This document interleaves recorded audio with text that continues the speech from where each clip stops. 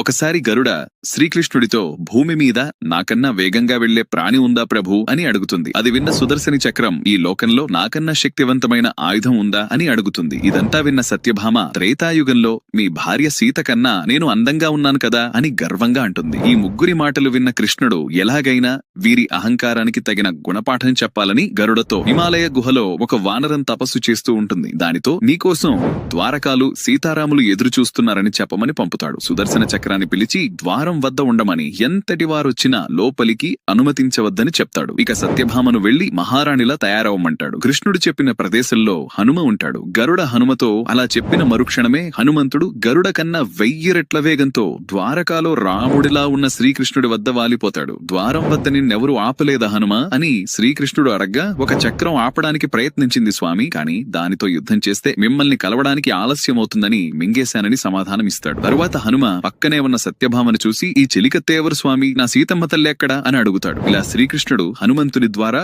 ముగ్గురి కళ్ళు తెరిపిస్తాడు.